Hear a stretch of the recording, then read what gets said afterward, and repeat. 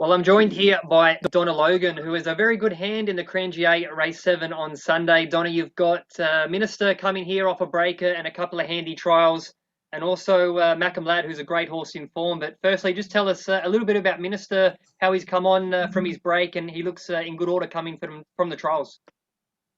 Yeah, look, he's still very quite away from being ready, of course. Hence, we're running in this race. This is just a lead-up race, but he's in good order. He's very well, and he's quite above himself at present. He is a horse that can be a little bit moody at times, as you've mentioned in stories over the past. Is he in a good frame of mind coming into his first up run?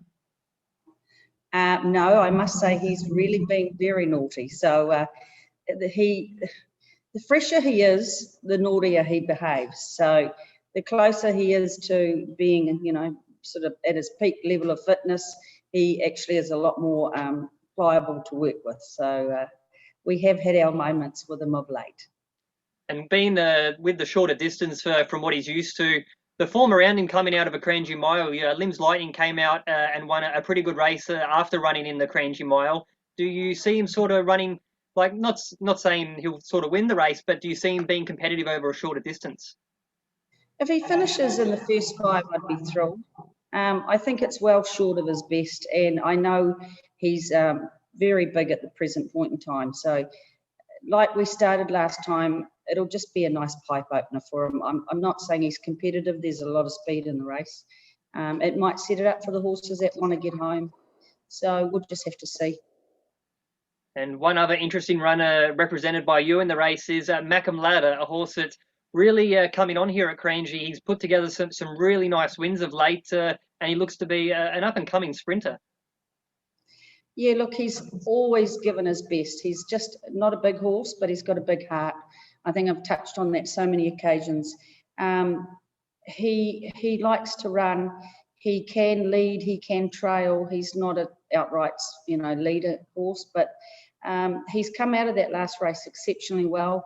Hackam didn't knock him around at all, and he's bounced out of it. And when you look forward, it's only 2 weeks since he ran, but there's not a lot of racing available to these sort of horses. So I've opted to run him again. And when you're looking at this field, it's a glorified apprentice race. Everybody's claiming.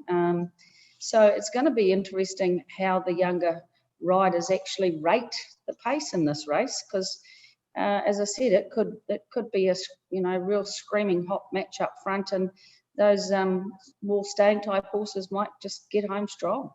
Yeah, it's going to be a race of tactics, like you said. The runners are very well represented with claiming riders, trainers electing to get the weight off these horses' backs. Is there a race in mind you have planned for Macam Lad coming through the season? Obviously, we're halfway through the year now. Is there a race you've got sort of targeted for him? Well, there's only the Poly race at the end of the year.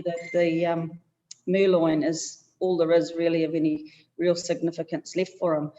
I'd really love to see this horse get a purple saddlecloth. I think he deserves it more than a lot of horses here. He's always put his best foot forward. He can run on the Poly, so I think we'll just tick our way along through the races, and if he's well and fit and happy going into the Merloin, then that may be his target. Well, Donna, very much good luck for the weekend, and we look forward to seeing the horses progress towards the bigger races coming later on in the year. Thanks, Scotty. It's a pleasure.